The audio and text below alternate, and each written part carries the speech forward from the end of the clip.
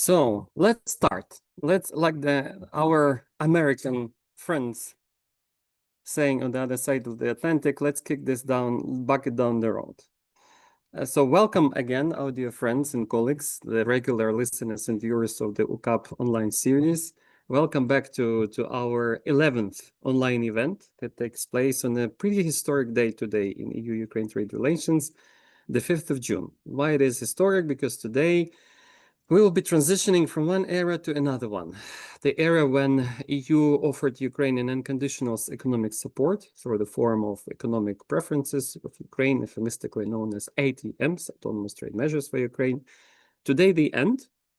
And today Ukraine as, let's say, Ukrainian agricultural sector as an important part of the Ukrainian economy, generating 50 or 60% of export revenues last year, is entering a really uncharted waters. And today we will be speaking exactly how we should navigate this unknown ocean, particularly in the times of rapid, unpredictable change in terms of trade policy, trade rules, and trade politics around the world, from Washington to Beijing, and from, our eternal, let's say, neighbor enemy Moscow back down to the global south. My name is Nazar Bobitsky. I'm director of the UCAB Brussels office, and today we'll be talking about what comes next after the expiry of ATMs, as Ukraine and EU are looking at each other and how to arrange the trade in the medium to long term, hopefully until the time when Ukraine joins the EU in full, and for the moment as Ukraine is engaged in pre-accession talks with the European Union on everything from fundamental reforms to agriculture. Today we have a very distinguished panel of experts with us, and I will be very happy to introduce you to them. Today we will have, first and foremost, President of UCAB, Dr. Alex Lisica, who is the author of the idea of UCAB online fireside chats. Alex today will address us with the setting the scene word, and will, let's say, set the tone for our subsequent discussion. We will also have today Alexandra Avramenko, the chair of the European Integration Committee. Alexandra is our guru in terms of facts and figures, in terms of analysis, how we look at the Ukrainian agricultural trade through objective facts. And we're also very happy and very, honored to have with us both Ukrainian and European sectoral agricultural associations whose products and sectors will be directly affected. They will be directly on the line of the receiving end of the preferences regime and what comes next after that. Елизавета Святківська, coordinator of the EU Integration Committee, Union of Dairy Enterprises of Ukraine, Mr. Taras Bashtannik, chairman of the Ukrainian Fruit and Vegetables Association, Mr. Taras Mikolayenko, executive director of Agri-Bioethanol, the Ukrainian Bioethanol Producers Association, Konstantin Ignatenko, the representative of the Union of Millers of Ukraine, and last but certainly not least, our international guest, Yuri Sharanov, president of the Committee of European Industrial Sugar Users. So before we move forward, I would like to invite President of UCAB, Mr. Alex Lisica, to set the scene in a short introductory message. Alex, the floor is yours, please. Thank you very much. Good afternoon, ladies and gentlemen. Thank you very much, Nazar, for a very nice introduction. And it's really a historical day. Ironically, everyone meeting of us. Alex, unfortunately, we don't hear you. As usual, the usual COVID motto, you're on mute.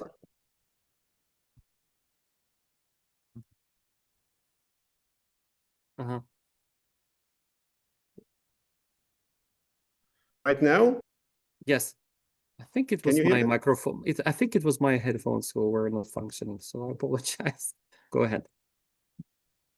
Okay, thank you very much. So once again, ladies and gentlemen, thank you very much for joining us, and thank you very much, Nazar, for a very nice introduction. Ironically, everyone meeting of us is a kind of historical day, and not only, but also the meetings before, we have had some different historical decisions about Trump duties, about I don't know what. So anyway, we have started actually to talk about the perspectives of European integration of the Ukrainian agriculture sector 1 year ago, or even more than 1 year ago. And actually, the idea behind kind of webinars or online conferences was to try to explain how important is European integration for the Ukrainian agriculture and how important is Ukraine for the EU. And for that purpose, we have done a lot of different types of meetings, not only online, but also offline directly in Brussels and the EU Parliament. We have been also participating in the EU-Ukraine Business Summit, with one goal, actually to try to find out what will come after 6th of June. And unfortunately, we have different types of explanations based on the idea that we cannot say much because of the elections in Poland, and the elections in Poland are very important for European Union. So that means we actually keep everything somewhere, and then we will make a decision a little bit later. So finally, the elections in Poland, they are over. I don't know if the European Union is happy about the result, but it's a different topic for that. Anyway, unfortunately, we are staying right now on the 5th of June. And yeah, and the new year begins, and that era is actually not really pleasant either for Ukraine or for European Union. Unfortunately, European Union has missed the opportunity to find a solution for the time after the ATMs, or to prolong ATMs. And right now we are staying actually in a very difficult phase for the Ukrainian agriculture, and looking for kind of opportunities what to do. So, and I hope that we have today a very nice discussion, a fruitful discussion about those opportunities which we have and those problems that we have starting from the 6th of June. So,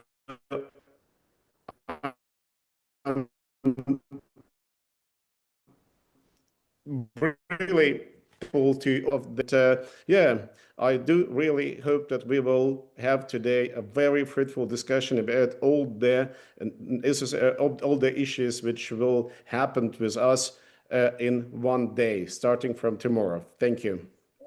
Thank you very much, Alex. Indeed, as Alex very rightly pointed out, political clouds, let's say political developments, trends, they cloud both the prospects of EU-Ukraine trade relations after the expiry of ATMs, and perhaps most important for us, that they don't cloud the judgment of our European partners and the pace of the dialogue about what should come next after the expiry of let's say, a very brief but very important era of open trade between EU and Ukraine, at least as far as agriculture is concerned. So, in fact, we have today indeed a very competent audience looking into this matter. And I would like to start by, let's say, setting the scene with guiding questions. How the trade will really look like after the expiry of ATMs. We know, for instance, that today, if I'm not mistaken, the European Commission did publish a transitional, let's say, arrangement about how basically the trade should be managed once the access to the market will no longer be under the ATMs rules. We understand, of course, that this regime will be based on the principle of getting back to DCFTA pre-war tariff rate quotas.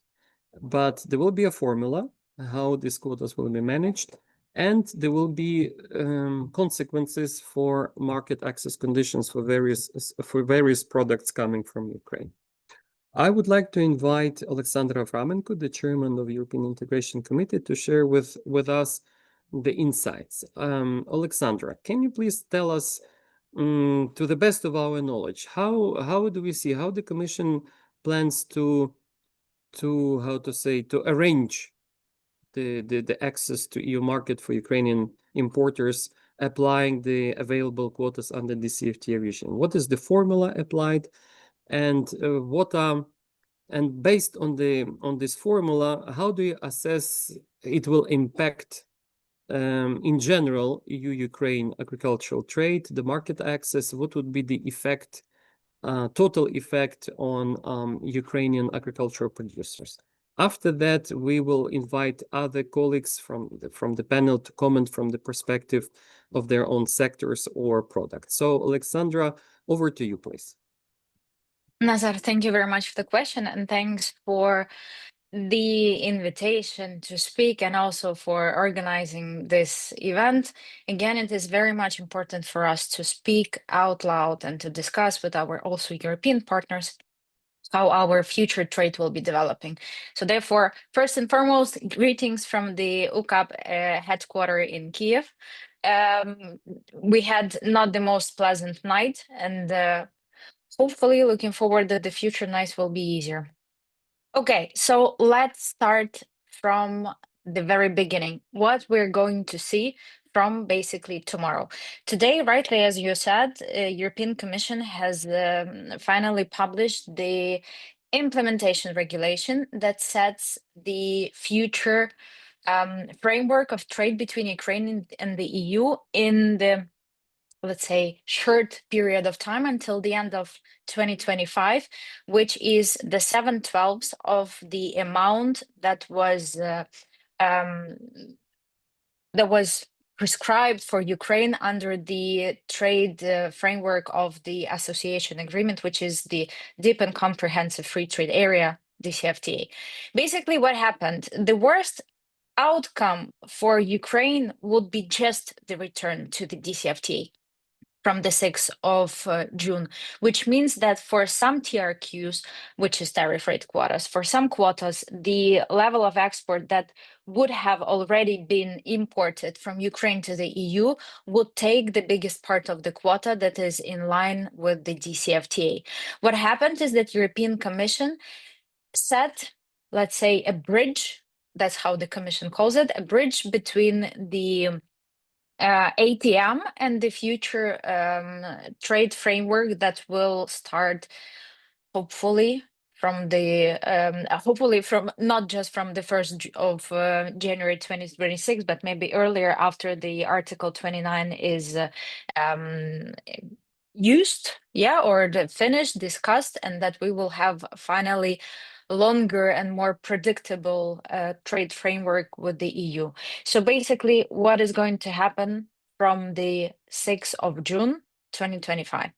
The TRQs that used to work in 2021 will return. So we will not just have the 7 sensitive products that used to be in ATM version 2024, which include poultry, eggs, sugar, corn, groats, oats, and honey. But we'll also include the list of products that used to be in 2021, which is a wider group. It has up to 30 quotas, which also include wheat, which also include milk products, tomato, pasta, ethanol, and others and others. So therefore, it's the limitations that Ukrainian agri-food export will see from basically from tomorrow increases. Therefore, Ukrainian agricultural sector and economy in the end will also face losses, even though they will be lower than we predicted if we would just basically return to the settings that were in 2021. Just to remind you that when we were speaking about the return to the DCFTA version 2021, we were saying that the possible losses for Ukrainian economy were 3.3 billion euros till the end of 2025. Why? Because there were not proper, let's say, transition in the quotas, and with the fact that European Commission has suggested this 7/12 of the DCFTA gives us more space to export to the EU, even though it is not the biggest amount. We have the greatest example with the sugar, like with ATM, the sugar TRQ in 2021 was 20,000 tons. Under the ATM in 2024, the level was 262,000 tons. So basically, with the first half of the 2025, if Ukraine completely exported the allowed amount, that was 100,000 tons, and we returned directly to the DCFTA, that means that there will be no export of sugar till the end of the year. However, with the suggestion of 7/12, it means that after the ATM is finished, Ukrainian sugar will still be allowed with no duties in the level of approximately 11,000 tons. This is not the best case scenario. We also understand this, but this is something that would definitely support the transitional period. And we also hope that the negotiations will be as fast as possible. So with this transitional period, we have calculated that the possible losses for Ukrainian economy would be approximately 1.1 billion euros. Definitely is way lower, just because the export is not blocked completely since June 6th on some specific products like sugar, like milk products, like tomato pasta, and so on and so forth. However, it is still not the best case scenario for Ukrainian economy and for Ukrainian agricultural producers. Why? Because first of all, we're still at war. Secondly, we still face the problems with logistics. It is still difficult for Ukrainian exporters to reach their traditional markets. I know it is one big dream for all European producers to see Ukrainian products in their traditional markets. We would say it was also our dream, but right now it is very much difficult to get to our traditional markets because the insurance is way much higher for the vessels entering the Odessa seaports. It is also more problematic to get container shipments to Odessa, and therefore, the circumstances are not the most favorable for Ukrainian agricultural producers and exporters. Therefore, we still require support from the EU. We still require access to the EU market because we would gladly return to traditional markets, but unfortunately, it's not possible right now.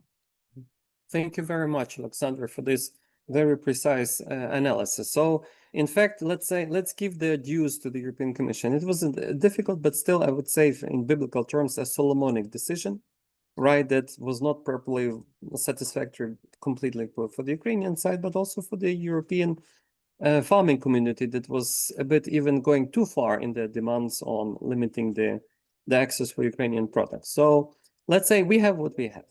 I'm very curious to know whether, I know that you run a very good analytical team here at UCAB with us.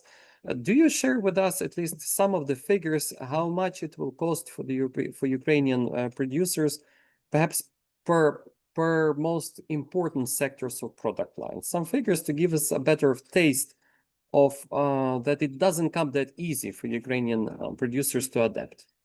If you could share with us a few figures as examples. Okay, I'll do my best. So let's start with the wheat. In this case, wheat not just includes the wheat also include the quota for wheat includes also the processed products, which is flour, which is groats and other products that are in it. For this, we have the representative of Union of Millers of Ukraine, so Konstantin will speak a bit more about this. However, if we speak about the possible losses, we have calculated that it is about 660 million US dollars in total. That's how much Ukraine can lose. Why? Because it's not only about wheat, it's also about the export of value added products. And therefore, we also need to think about the import tariffs that are coming right after the TRQ is utilized. And for example, we have the import duty for wheat flour amount of 175 euro per ton, which makes it basically uncompatible on the EU market and non-profitable for the products to get to their customers in the EU. Also, if we speak about sugar, so the sugar losses would be approximately 190 million euros.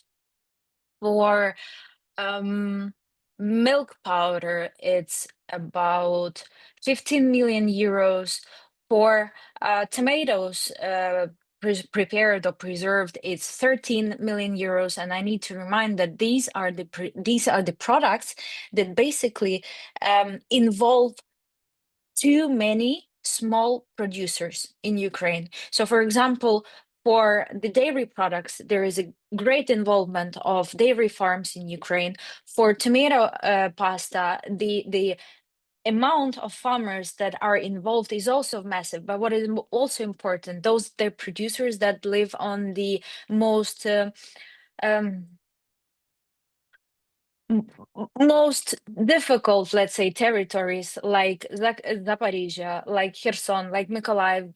those regions of Ukraine that are under attack every day. And these farmers, they need the highest level of support, because if those farmers will not be working, it will be even more difficult to support those territories and keep people working there, because otherwise, there's a huge possibility that there might be a new wave of people searching for a safer place living somewhere in Europe. This is just an example. As I said, in total, we have calculated as approximately 1.1 billion euros. Again, this is not the best case scenario for us. We definitely understand it, but we are also grateful it's not 3.3, which was also on horizon. Right. So it's a matter of looking at the glass, right? How it's filled with water. Just for the record, dear Alexandra, can you at least, again, just for the record, list those product categories where let's say, the impact would be the greatest from the point of view of small and medium-sized farmers and small and medium-sized producers in Ukraine? Well, Which basically, would be the product categories? that's basically the representatives of the associations we have invited to We speak have with us today. today. Yes, Of because course. these are the associations that represent the small and medium producers, or at least the associations that represent companies that cooperate with smaller and medium producers, which are the base of Ukrainian agricultural sector. I know there are too many discussions about how Ukrainian agricultural sector consists of big producers and so on and so forth. It's not actually the case, because 75% of Ukrainian agricultural sector is produced by small and medium farmers. Therefore, it is way more important to support them, because their resilience is even smaller than those who is represented by UCAB. Thank you very much, Alexander. Then let's move then to other panelists who represent the sectoral associations we are speaking about. I will give an opportunity for each and every one of you to reflect from your own perspective. But I would like to ask you to focus on the following questions. First and foremost, can you please tell us, for instance, how much the access to the EU market was important to you from your sectoral perspective? To what extent there was the share of small and medium-sized farmers that were planning, let's say, capitalizing from this trade? And also, let's say, how do you cope? How do you cope? Whether there are any alternatives that you will be able to rely upon in order to adapt to sharply diminished, let's say, terms of trade. I suggest we start probably with Elizabeth Svitkivska. Elizabeth represents the dairy industry. Elizabeth, just if you can look at these questions and give us your perspective. Thank you. Thank you so much for such possibility to participate in this meeting. Okay, Alexandra already explained what we will have from tomorrow, that this is 7/12 tariff quota from the annual quotas which we have before autonomous trade measure. For us, the autonomous trade regime with EU was really important, because due to the bottlenecks of the logistic, we lose our traditional markets. So it's really important was to save the price for raw milk inside the Ukraine, and to still work with processors. We calculate what we will have, and we see that in the risk zone, dry milk, milk powder, and debutter. As for now, we already see that prices go down for this position for the past 2 weeks, because the export almost to stop. Nobody know what kind of rules we will have. We just today, this morning, so this publication. What we calculate, the quota for dry milk for the milk powder is annual 5 tons, but for the last year we already exported 15. For the first 5 months of this year, we exported about 8 tons. So including this new part of quota, we will have we can export no more than 11 tons, but of course we can do more. So it's less than we can and it's less than we need. About the same situation with the butter, the quota, annual quota, only 3 tons, but through for the first 5 months of this year, we already exported 3,500 tons.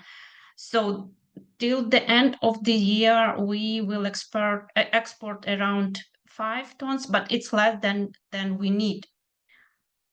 We see that the price drop for the raw milk triggered by the export pauses and quotas uncertainty. And of course, a direct hit to the farmers. And what we are doing, we understand that we can't something to change with this. So it's not like a big. We expected that this quota will be so. Last 3 weeks we was almost ready, but we nothing can to do. The price will go down because this is the market. We have another possibility to export due to the logistic. But we I can say optimistic, and the Union of Dairy Enterprises of Ukraine was in active dialogue with the European partners, including European Dairy Association, European Trade Association, Accolade, Poland Chamber of Milk, to advocate for mutually beneficial trade terms. And today we have the Accolade published that they propose as soon as possible to review the Article 29, and they not agree with this decision of European Commission, because our European partners completely support us. So we have good dialogue with the European dairy industry, and we hope that it will impact the future negotiation about the new, more better revision of quota. We expected the revision Article 29 within a few months, and we are optimistic that our alignment with the EU standards will lead to more favorable trade agreements. And I would also add a few words that we work for the future, and we create the we are now working on the roadmap of EU integration for Ukrainian dairy industry. We understand that alignment the legislation probably can help us to be a part of the common market with the EU. And of course, it's not about the quality, because we hear a lot of questions that Ukrainian products not so high quality at the EU. It's not true. Of course, we have around 60 Ukrainian dairy enterprises which already hold EU number. So it means that they produce a completely fully alignment with the EU requirements product. So it's not about the quality, it's more about political issue. But even in this, we work on the strategic plan to integrate with the EU market by 2030.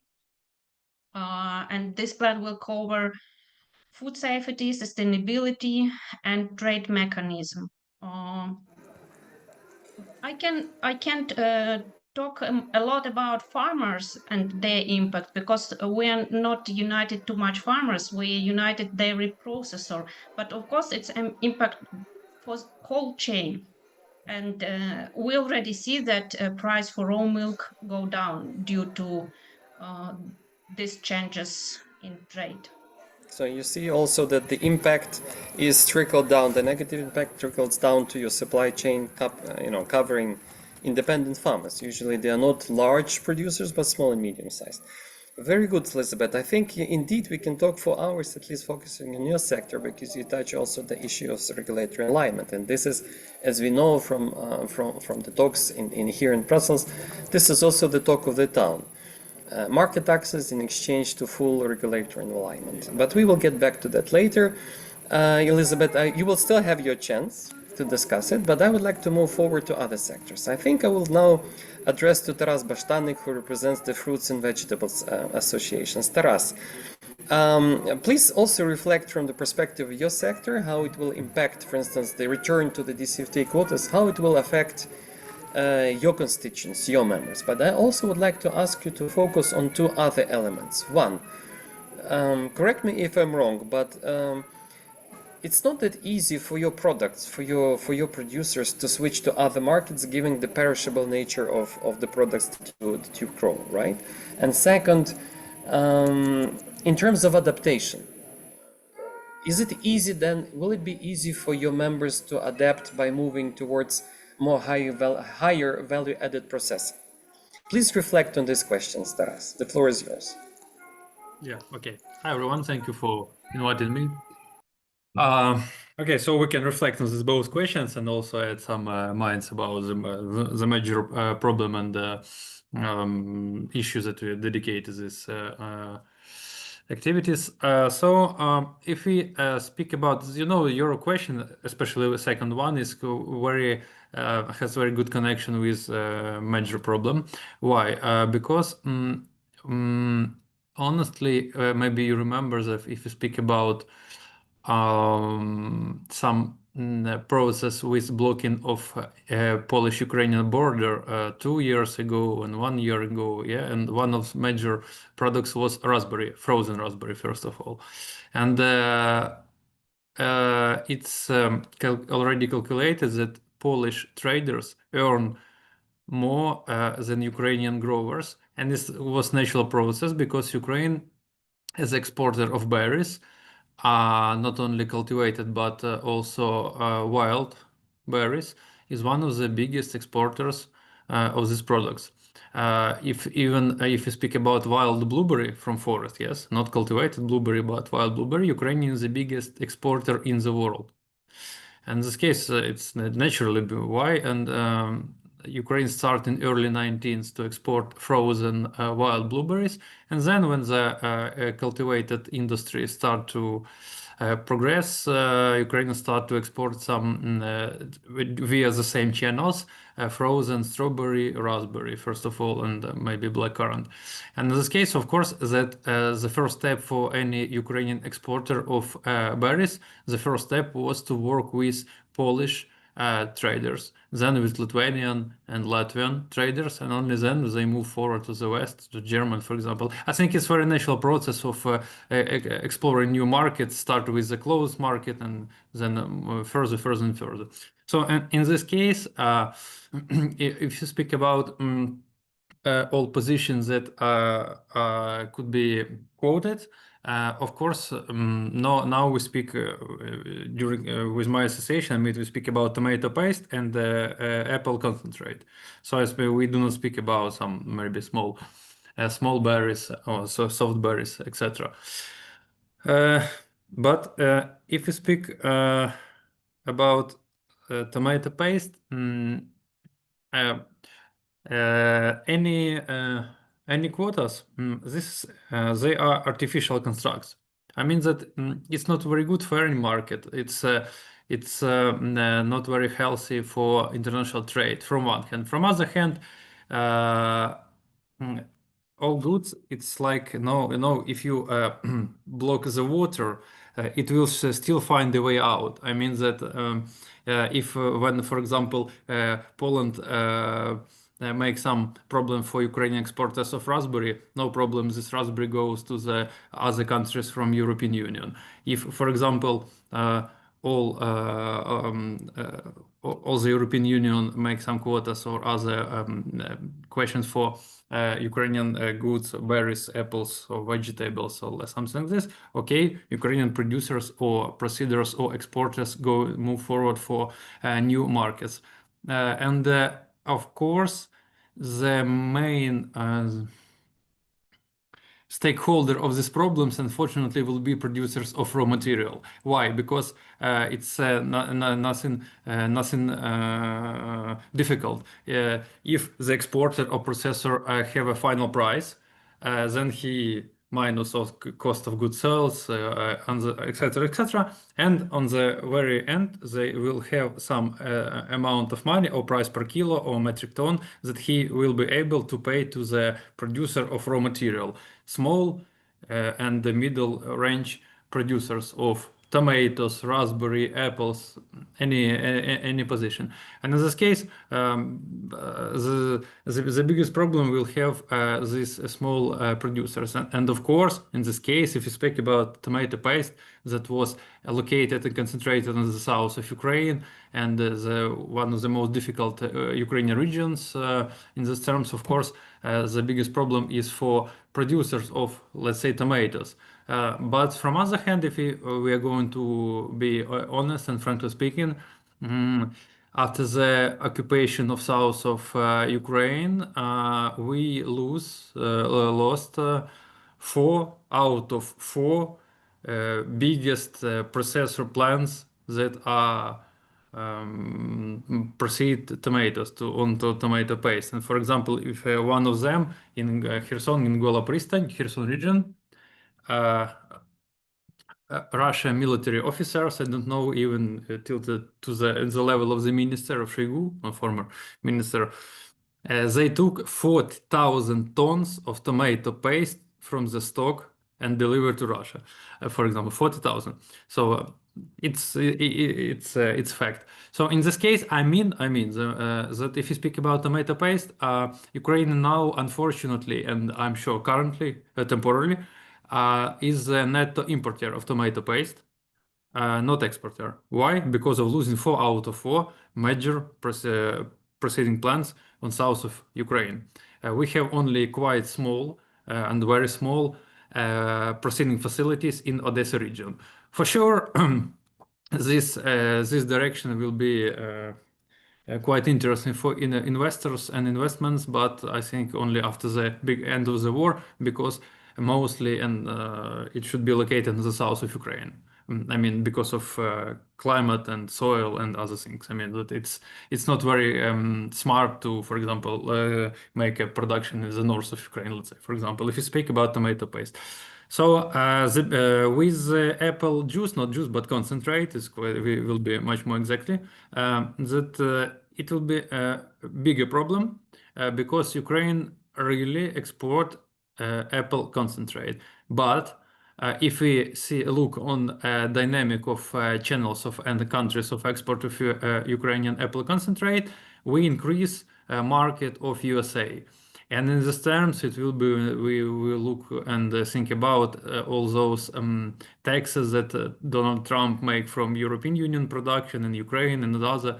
And in these terms, we can be more competitive with apple concentrate. And other very interesting things that from one hand, Ukrainian group of companies from Western Ukraine operate something about 8% of worldwide production of apple concentrate. But from the other hand, 3 out of 4 big proceeding plants of apple concentrate are owned by Austrian and German investors or groups.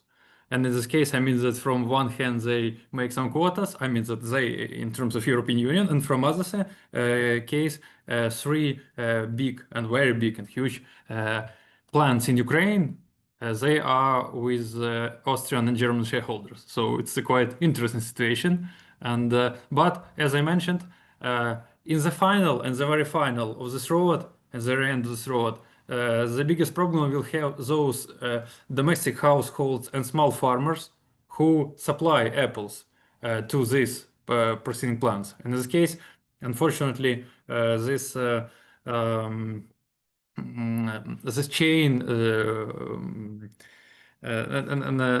nothing good for these producers and collectors of, for example, apples. So in this case, I think that as another production in our association with apples and tomatoes and other, so it's unfortunately the main impact and effect it will negative one it will have on producers, small and medium, and domestic households. Thank you very much, Taras. I think also thank you for also mentioning these other very interesting aspects, which we will definitely return back in the course of our discussion, is in the fact that Ukrainian agriculture sector is now getting increasingly intertwined, connected with those European industries that service agriculture. And this is something that, at least as we speak about what comes next after the ATMs, the discussions about the bilateral trade arrangement on the basis of association agreement, Article 29, I think it would be very wrong, both for Ukrainians, but most importantly for the EU side, to ignore. But we will come back to that later. I would like now to switch to representative of the Millers Association, Mr. Konstantin Ignatenko. Konstantin, your industry really represents the downstream sector, where more value is created as you work with domestic supply of Ukrainian cereals. Can you share with us your perspective? How important was the access to the EU market for your products, for your members in the course of the ATMs? How it will affect when we depart from this regime? Do you see any alternatives on other markets? Is it easy for your members to access the alternative markets? And also whether you would somehow be able to serve to move higher the added value chain, serving, for instance, the confection industries in Ukraine, etc., etc. Konstantin, the floor is yours, please. Thank you. Greetings to everybody. Thanks for the opportunity to take part in this very important meeting, and hope you and your family are well and safe. Yeah, I'm representing the Union of Millers of Ukraine, and as for my part, just for your information, that the quotation for the wheat includes the wheat flour, and before 2021, it was impossible to get in those quotes because the wheat exporters in 99.9% of this quote used to export the wheat.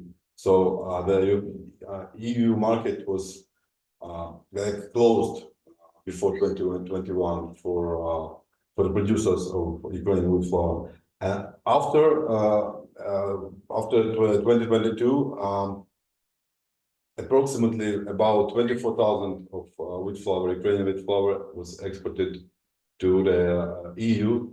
And just for your information, like the production of wheat flour in European Union is about like 42 million tons per year, and the export of Ukrainian wheat flour is only 24,000 tons. For example, it's like 0.5%. Like it's nothing.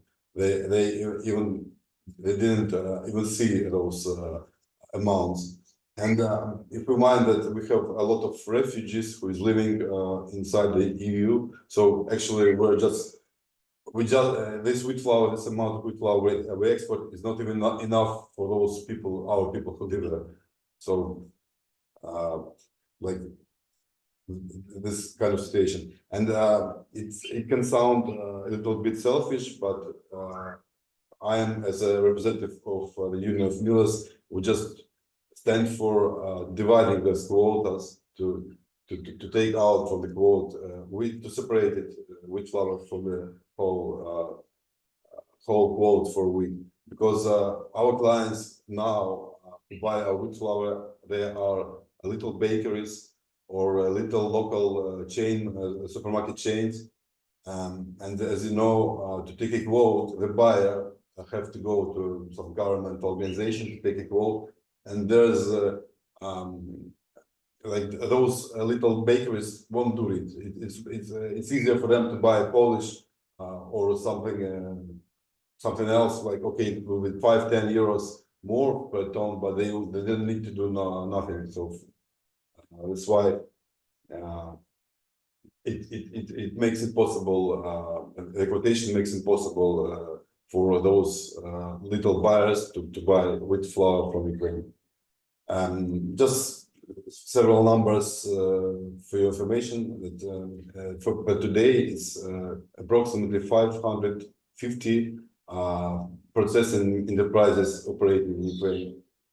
And most of them have about 200 or in more small farming producers which they work with, and 20, maybe more, also associated contractors who provide logistics, packages, and other and so on, yeah, related services. If we rewind to 2024, in Ukraine there was produced about 2.2 million tons of wheat flour, and about 95% of this wheat flour were sold in the local market in Ukraine, and only 84,000 was exported, and 45% of those were exported to European Union. For the reason you told before, and Alexander did, that there's a huge problem, logistics problems we're facing now, and if European market will be closed, there's a little alternative, and actually we can say that closure of European market will kill the export of wheat flour as per today. Answering your question, Nazar, thank you. That really it's very important for exporting, and also lots of companies of our union has long-term contracts which we can't hold after the exportation goes. So we have to stop because lots of them it's signed till the end of the year, but it's impossible. It will be impossible to arrange this loading. So I see. So there is already even a level of disruption in terms of contracts, in terms of long-term relationship with your European partners. That's very regretful to hear, and thank you, Konstantin, for your input. Now I would like to turn to the representative of the Ukrainian bioethanol industry, Taras Mikolayenko.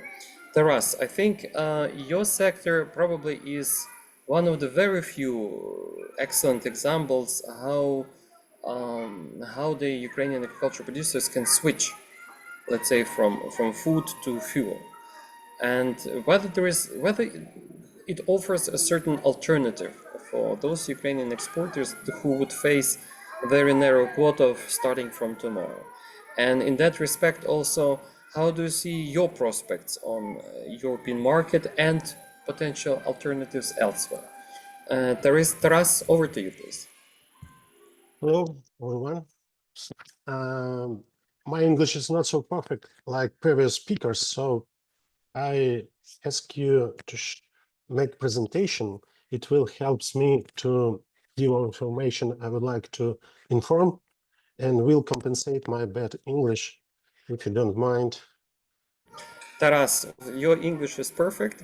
Moreover, since you will be speaking the language of figures, I think everyone will understand you. So don't worry, and I hope our technical team will allow Taras to put his presentation on screen. Please try to share, and then we'll see how it plays out. Okay. Perfect. Just a second, Go ahead. guys.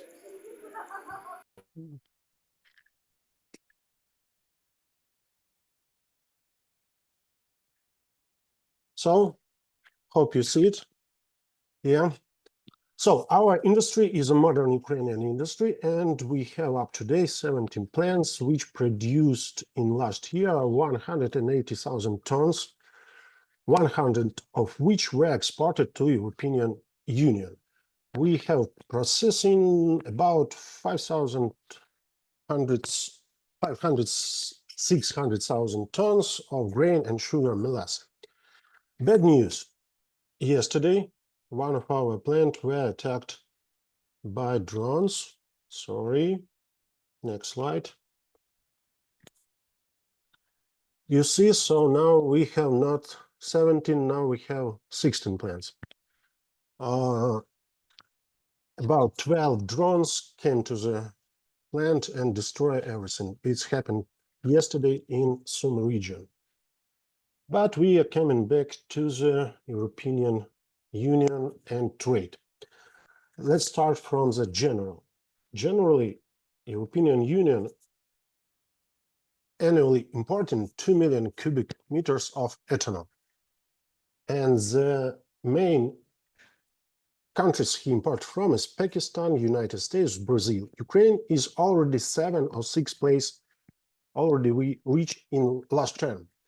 And I would like to focus you in color. You see green color is who sells them without any duties.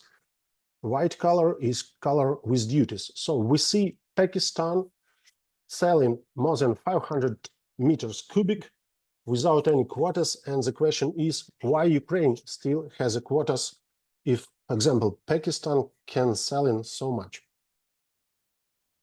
Next slide shot is like to show you history of our exportation. So after the free trading starts, you can see that since 2016 up to 2019, there were no export of ethanol. It was really small. Yeah, you see 1,000, 5,000, 6,000. In 2020-21, we start a little bit growth up to 24, 27,000 because one of producers reached European market and got all certification. And the big number of ethanol went to the European Union just under the war till 22 up to 24. Well, you can see that our growth was each year more than 50%. Why it's happened? It's happened because of two reasons. First of all, is because our corn was very cheap. Now it's not like this. And because of second reason, we start to import huge number of fuel from European Union. More than $6 billion we buy in fuel from European Union. It's like 7 million tons of fuel. And each transport which comes to Ukraine with fuel going back empty. That's why fuel companies start looking for some Ukrainian product which could be fulfilled to the empty fuel tanks in vehicles. And the single one product which we is already producing is ethanol. It gives them advantage of discounting margin of transportation logistic like 50 euros, and it gives to Ukrainian producers logistic discount 50 euros. That's why you see on previous slide we can reach last year 120,000 ethanol export to European Union. 100 of these is fuel ethanol which used for transportation. Yeah, you see. This year we were expect to export 140,000 tons, but probably if quotas will start, it wouldn't be happen. For understanding all of you and both of people, you need to know that since this year, from the May of 1st, we made in Ukraine obligatory mandate in transport 5% of bioethanol. By doing this, we increase total capacity of demand for bioethanol. For this year is up to 80,000 tons. For next year is like 110,000 tons. And all of this ethanol we are buying from European Union in a mix of fuel which we take into our country. Why it's happening? Because it's dangerous to mix in bioethanol in Ukraine. So, since the March, Ukraine already buying bioethanol from Poland, from Hungary, in a mix of Polish fuel from Orlen, for example, yeah? So, only by this year, we will import ethanol totally about 50 or 60,000 tons. And it's not unfair, and it's not good for European fuel companies to make quotas for fuel ethanol for us in 100,000. Because 80 or 60 we will take in back. You see, it's the reason of this slide for your meaning. Yeah. And the next argument which I would like to represent you is other trade balance sheet.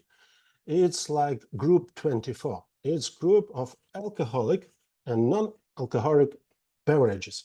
Ukraine is a huge, big market of European agriculture product which calls drinks, alcohol drinks. And we importing half of the billion euros last year. Instead, and we doubled this quantity during the war. On the other hand, we're exporting only for $186 million, half of which is ethanol. It's not production with high value. So it's other reason why for making quotas instead of profitable for European Union group of commodities, group of goods. Yeah, why?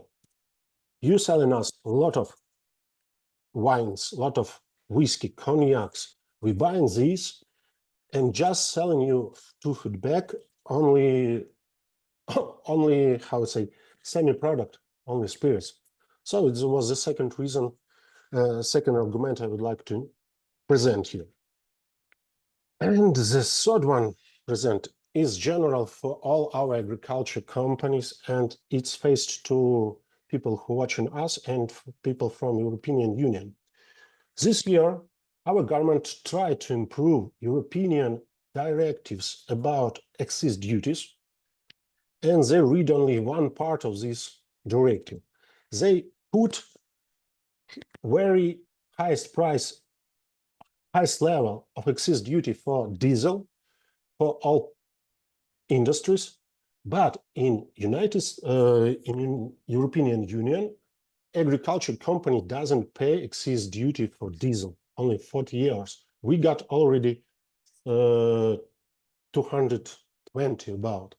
So with company Argus, we take the prices since the beginning of the year, and you see the red line is the prices for agriculture producers in Ukraine, in Poland, and green line is prices for agriculture companies in Ukraine.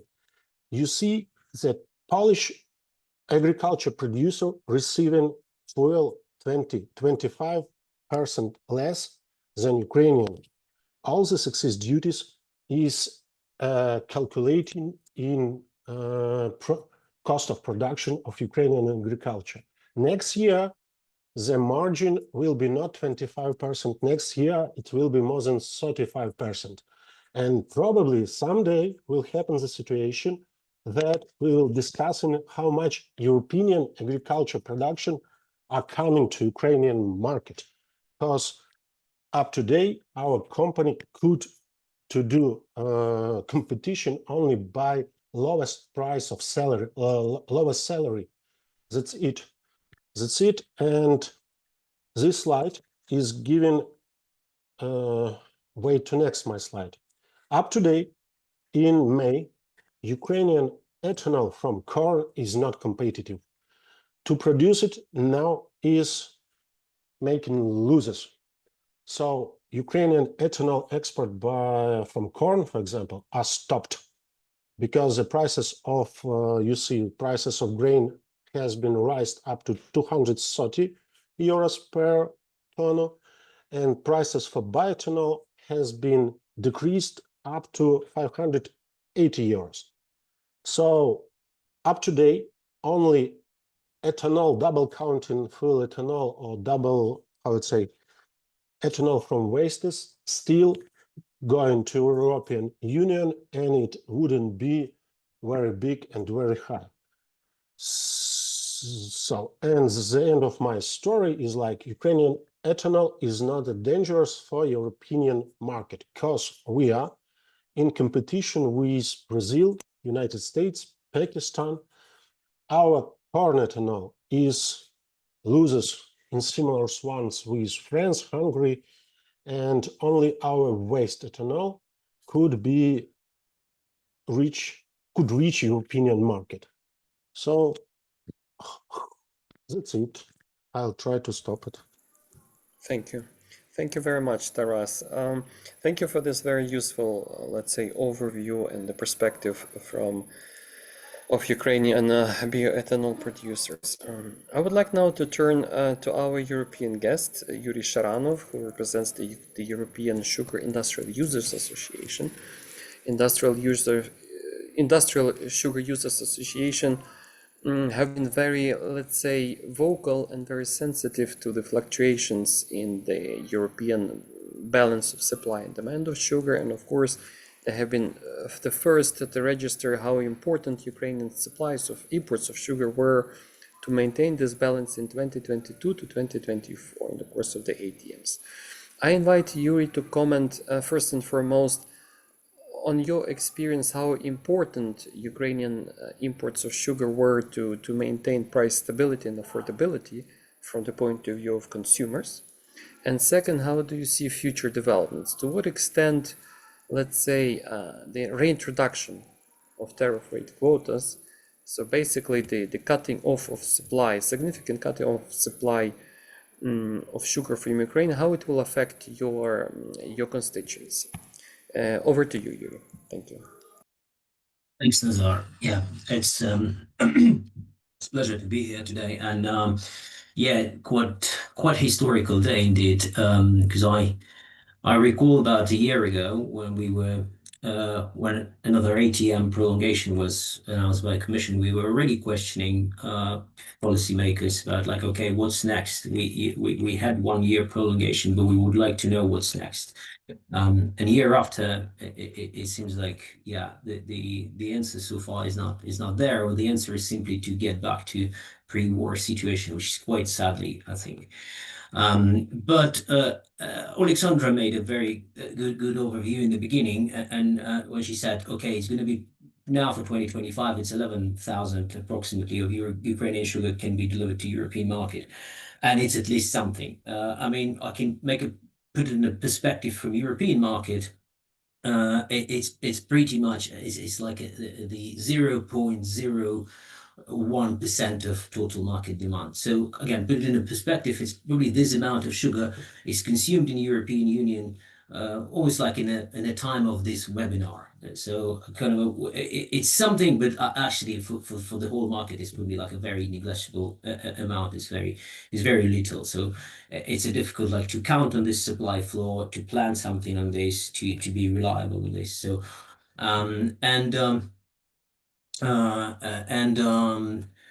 yeah, and speaking back to 22, 23, 24, when the ATM was in place, obviously that's been a huge support to balance market.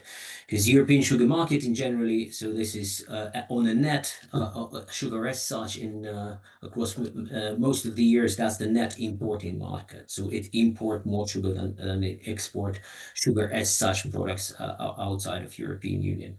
And how important it was, I think the only one probably fact can be recalled from summer 2023, when Ukraine actually was already running out of sugar and had to expose and export ban for sugar. Some of the European members were asking to, can we get back to some supply because we just short and we can't, we short on sugar. And it's actually the extreme situation which we as an association of sugar users always stand against and always try to avoid, because if that's the worst thing you can get, you can be short of something like a very basic product that always needed. It's something like being short on sugar while you're baking a nice cake. It's the worst that can happen. It ruins the whole other value-added chain. Yeah, so that's been said. I think now European Commission in Ukraine, European Commission stating like they're going to be prolonged negotiations in terms of transitioning to something new regime. And we think definitely there is room for supply. Comparing like currently Ukrainian, for example, TRQ of 20,000 per year or 11,000 delivered in 2025. Some other TRQs which European market kind of counts on. But like, for example, TRQ from Cuba is 70,000 tons. But Cuban sugar industry is probably this year is gonna not have enough of sugar for their own rum production. So can that supply source be delivering? Probably not, and it hasn't been delivering and fulfilling that TRQ for several years. So that's something again potentially needs to be reviewed. So definitely and we see it as an alternative support, as an alternative source of supply. To support the market, to support the balance, and it's been proven as a reliable source of supply and source of balance in market in previous years. And I think in last point to close it, it's an agriculture market is a balance, is always like a bit of a better crop, worse crop, and the balance goes a little bit up and down. And you need sometimes like very big amount of input, sometimes like less amount of input, and you need to. But we want the policymakers again to look at a more longer term standpoint rather than just like one agricultural crop year. If you look at the current balance sheet and say, okay, maybe we need a little bit less of sugar now, and like let's put nothing or zero TRQ. No, it will be definitely years down the road when you need more sugar. When the balance sheet is different, and I think that needs to be a look at the long-term horizon things. Hopefully, moving to more common trade and to more open trade between European Union and Ukraine, which both parties can be beneficial of. Thank you very much, Yuri, for this important, let's say, view. I think you touch a very important moment that when we should talk about the supply chain and consumption. Our case explains and illustrates it, but once again, the ground rule of economics, that supply doesn't happen in a vacuum. There must be always a demand. And I think we should also look at this part of the equation, meaning how Ukrainian agricultural imports do not exist in vacuum in the EU, but rather they are an extension of supply chains across Europe, across European agri-food and agri-processing sector. I would like to ask Alexandra, our chair of European Integration Department, who is also responsible for an analytical segment of association, to comment on this. Alexandra, if you can, please. Nazar, thanks for getting back to me. A few things I would like to reflect because they're very much important, and few speakers already put them up. First and foremost, this is the share of Ukrainian agri-food products on the EU market. So, for example, Konstantin said that Ukrainian flour was imported to the EU in the amount of 24,000 tons, while the whole EU produces more than 40 million tons. Then Taras Nikolaenko said about the Ukrainian ethanol was a bioethanol, a regular one, exported in the level way lower than even other third countries supply. The same requires to milk products, the same requires to fruits and vegetables. In the end, basically, the share of Ukrainian agri-food product is very low on the EU market. Let's return to what the European Commission said. They said it's only 7% in the total agri-food imports, and Ukraine has only third place, way lower than other big suppliers to the EU.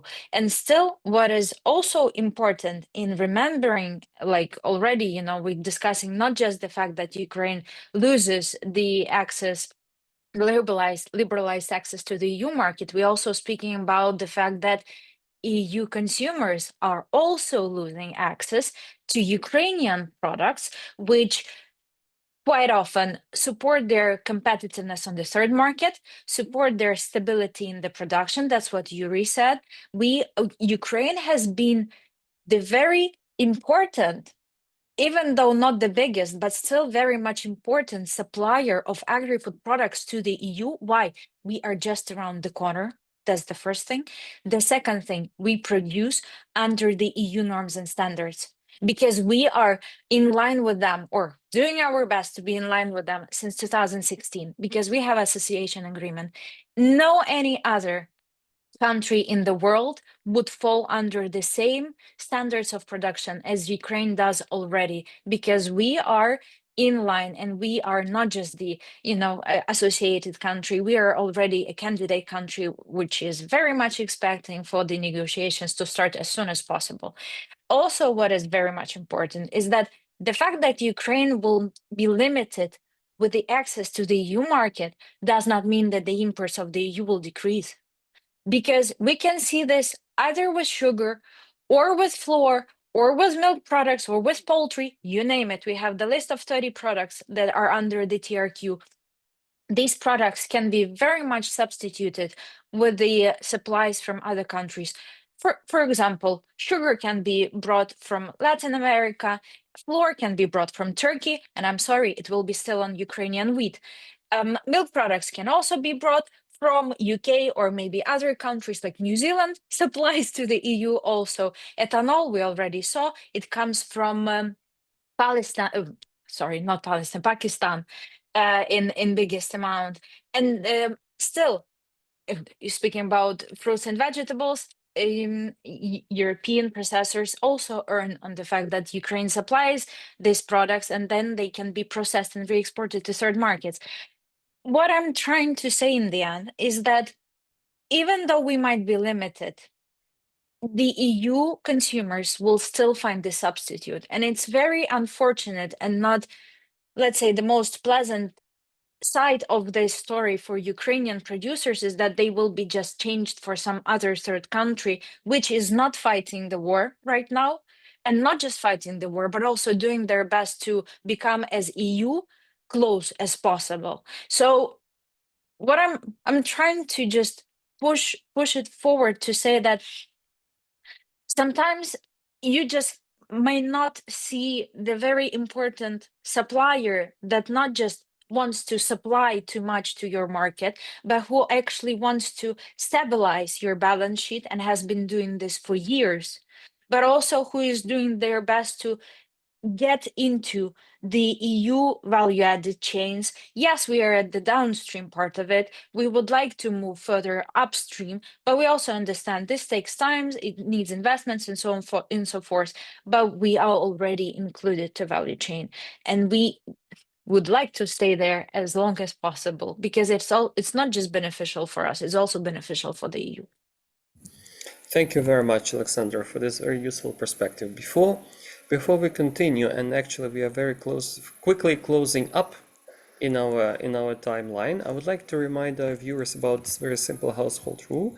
After our discussions, we will have a 15 minutes Q&A session, and I do invite our viewers to post your questions in the chat box of our webinar. We'll be happy to answer each and every one of them. And before we move to the Q&A, I have probably the last question to our Alexandra. Yes, the ATM era is behind us. Now we are entering the uncharted waters, as I have said, of what comes next. And we also know, of course, we can only guess that Ukrainian and European delegations now discussing what should be the medium to long-term solution. And we know that there is a legal basis for the solution to be pursued, the Article 29 of Association Agreement, which presupposes a gradual liberalization of existing tariff and tariff rate quotas. So if anyone, from outside listening to our debate would eventually ask us a very simple question. All right, so what is our position? What we will be ready to live with, from the point of view of Ukrainian exporters, Ukrainian agriculture producers. So I would like to pass this question to you, Alexandra. From the point of view of our association, from the point of view of our members, we will not be able to rely upon the regime equivalent to ATMs, but with what we will be able to live with. What is our position?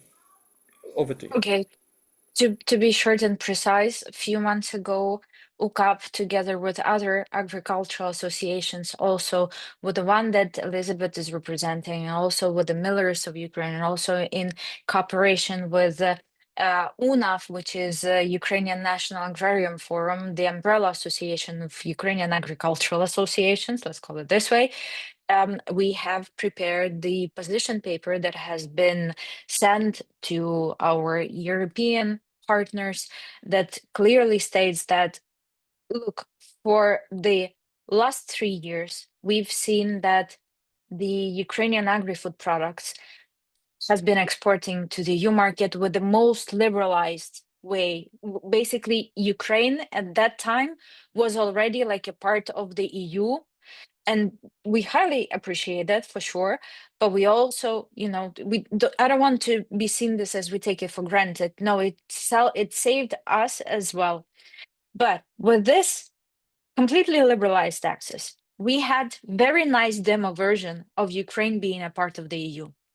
And out from this demo version, few key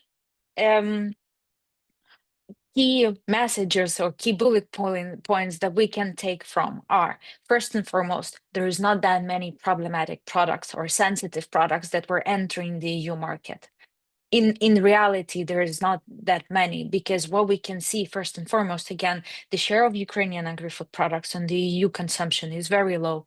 Second of all, with all the figures and with all the prices, the influence of Ukrainian imports to the EU were insignificant or very small or minimum for vast majority of the products that are going to be or already under the tariff rate quotas that are going to be returned with the 2021. So basically our position was, okay, we understand the sensitivities of the products that were under the ATM regime. We do understand. We face it and like, okay, if that's sensitive point for the EU, okay, let's discuss how the sensitivity can be decreased and how we can move further, not to make it problematic for the future trade development, but also for the Ukraine to be part of the EU one day. But all the other products that were not sensitive for the EU over the course of this 3 years, maybe we should eliminate them from the TRQs, because basically they did not had any influence on the market. And for that we had, so with the milk products, there is a very clear statement from the European Dairy Association that they support the further liberalization of trade. Also with the sugar is sensitive product, I remember, but we need to remember about the fluctuations in production in the EU. We see the balance sheets, we see the lack of production. Sometimes the deficit was 2 million tons, and Ukraine was supporting it. So with the CEU speaking, okay, let's have more. With the bioethanol, we also understand the position of the European Ethanol Association, but let's be honest, there's not enough ethanol production in the EU, especially bioethanol, which is necessary for further green production. And maybe this is already a part of the solution for the EU. The same as with the fruits and vegetables and berries, because this is in the line of the value chain where EU earns more than Ukraine does. And therefore, our position was, okay, keep the ATM restrictions. Let's discuss how we can develop this, because we have already introduced the internal licensing process for the export. There were also the safeguard measures taken by the EU, and import duties were returned for some products. But for those who have very high level of import duties, it is not possible to get through this threshold and get to the EU market. So what we are in the end can ask only European Union is to consider not what basically can happen with the EU farmers if Ukraine will not get access to the EU market, but also consider European consumers, or not just the regular consumers that come to the retail, but those are as well, because it's 500 million of consumers in the EU, but also for those who consume as processors, because they process, they create new product, they create new value in the EU, and then either sell it on the internal market or export. And in that case, EU earns way more than just Ukraine does. Thank you, Alexandra. It's time now to move to questions and answers segment of our webinar, and I look forward to our audience to post their questions on the chat window of our webinar. And as long as we wait for anyone to volunteer, we already received some pre-registered questions, and a number of them were related to the topic of legislative alignment. And I would like to dwell a little bit longer on that. We are all aware of the new, let's say, policy trend, or rather the policy demand from the part of the European agricultural community, farming community, is that the demand for a level playing field, meaning that those non-EU imports that want to compete for access to the EU market should align this with EU agricultural production standards. What is our, let's say, view on this requirement? My question goes to Alexandra, but I would like also to invite all other panelists representing their respective sectors to reflect on this. And I would like to remind of the context, dear colleagues. Ukraine is an acceding candidate country. Full legislative alignment with EU law is on the agenda as we speak, and very soon, hopefully, we will be able to start the respective chapter of pre-accession negotiations dedicated to agriculture and also dedicated to sustainability, climate, and food safety. So this will come, but in any case, it is fair to suspect, we don't know yet for sure, it's not yet official, but it is fair to suspect that our EU partners would say that alignment with EU agriculture production standards may be a precondition of moving forward in terms of liberalization. To what extent can we live with this expectation? Alexandra, can we start with you reflecting on this? Be very short because I want the other associations to speak Of more, course. because That's they've very kind. invested in that to be in line with the EU. First and foremost, we are working with the EU legislation since 2016.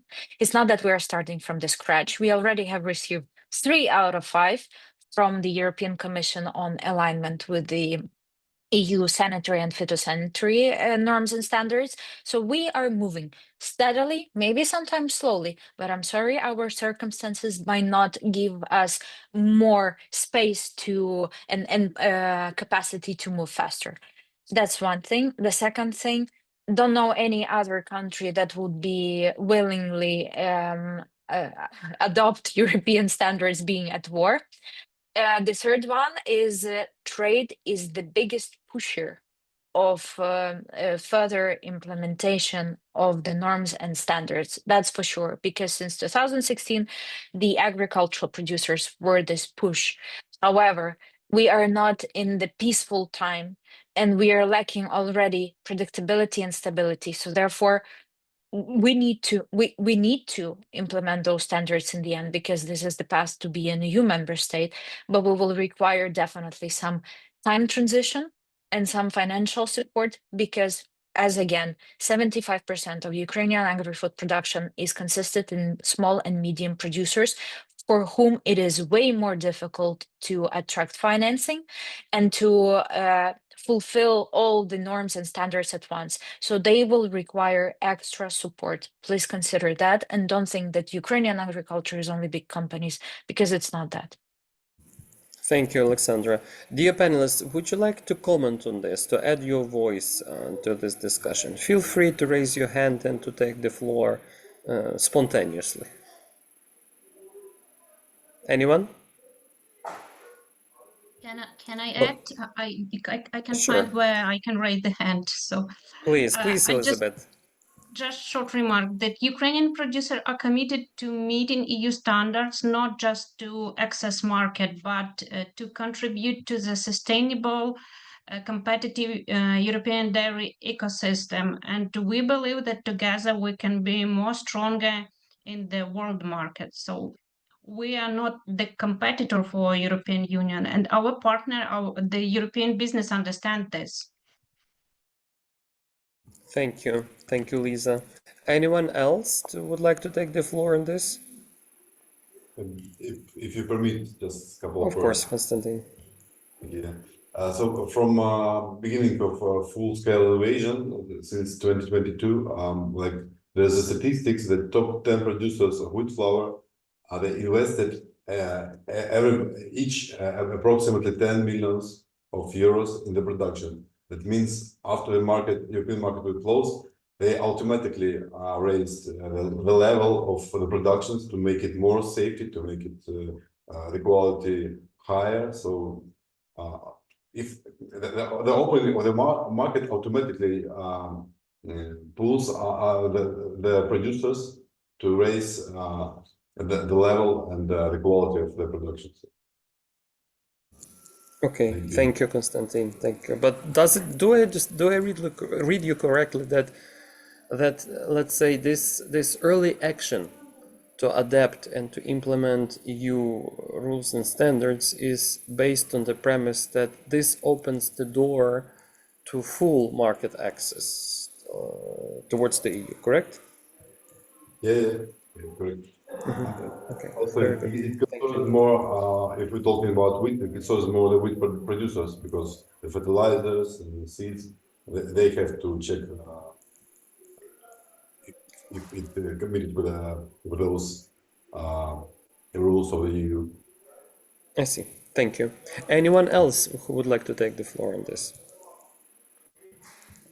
As our panelists are considering, I will check which other pre-registered questions we have received so far.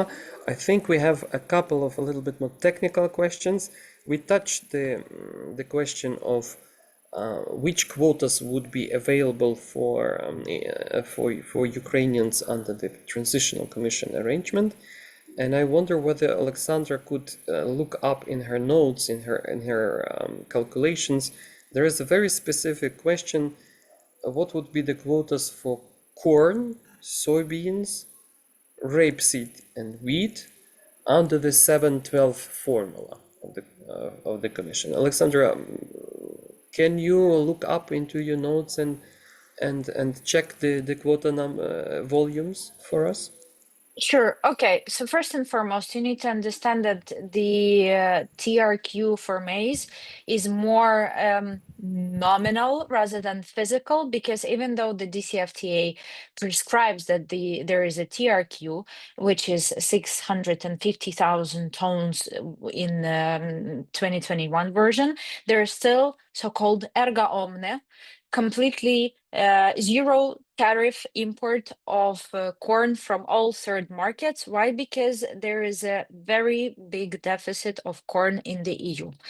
That's why, even though there is a quota, there's still no proper limitations, because there is very big demand for the EU consumers.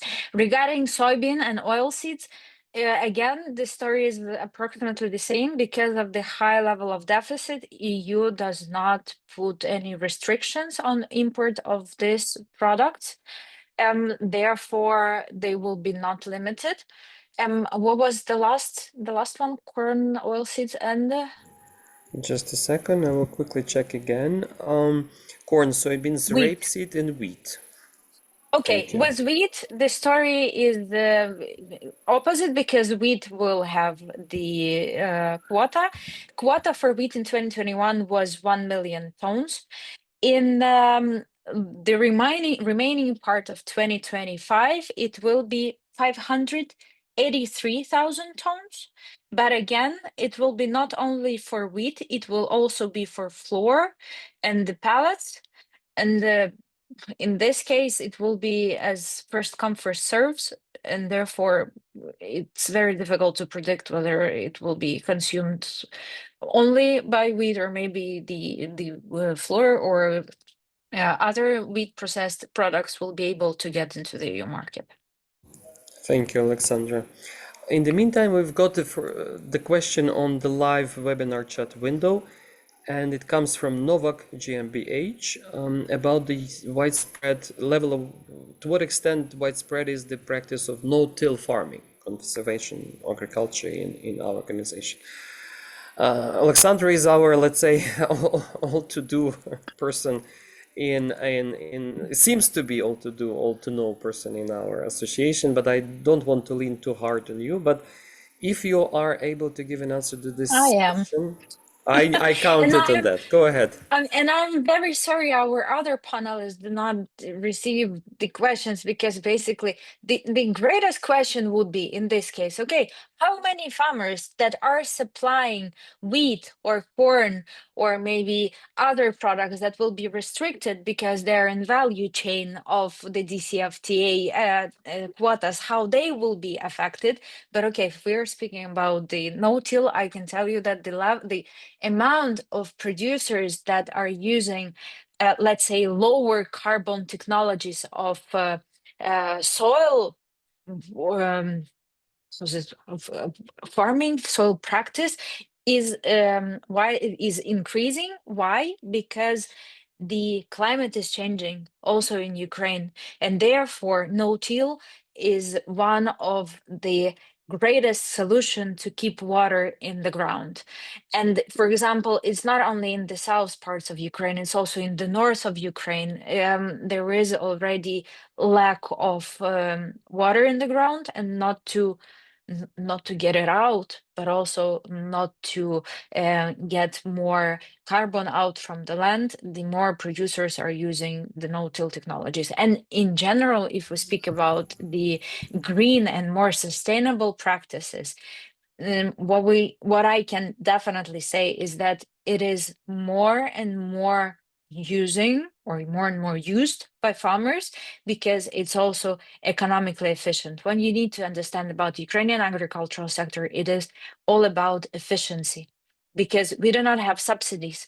So whether it is more efficient for producers to be more sustainable, to maybe receive the carbon credits, or to keep more water in the soil, given all the climate change and droughts we also face, it is way better to be more sustainable in this case as well.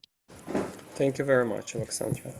I again am checking our webinar chat window, and I don't see any more questions forthcoming.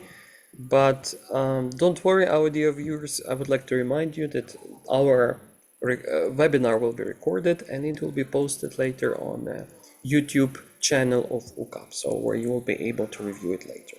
And we always are open to your questions, written questions on the following our webinar. With this, I think the time has come to wrap up. And I would like to thank our panelists. I would like to thank our tireless Alexandra Framenko for her analysis, for her comments, for her incisive analysis of what should our producers expect starting from tomorrow, from day one of a brand new regime, or rather I would say the old regime of DCFTA recycled in the new realities. We all look forward to our negotiating teams, both from the EU side and from the Ukrainian side, to find a sustainable compromise that would be not a hostage to political sensitivities and to political emotions, but rather to, let's say, first and foremost, facts and figures on the ground, real assessment of impact that Ukrainian imports delivered on the EU market, not only from the point of view of EU producers, but also consumers. And also, we hope that a broader picture will be taken into view, considering that Ukraine, as I will repeat again, is an exceeding candidate country, striving to align itself with all EU regulations, and in the future, Ukraine should be considered as a part of the, let's say, European, EU-wise balance of production, supply, and demand. With this, I would like to thank dear panelists for taking your time to be with us, for your comments, for your insights, and I would like also to thank our audience for their patience, for their interest in our regular online fireside chats. I also would like to apologize for some technical hiccups that we had. Unfortunately, the circumstances are never on our side. Once again, thank you very much for your time, for your patience, and please stay tuned to the next UCAB events online. Thank you.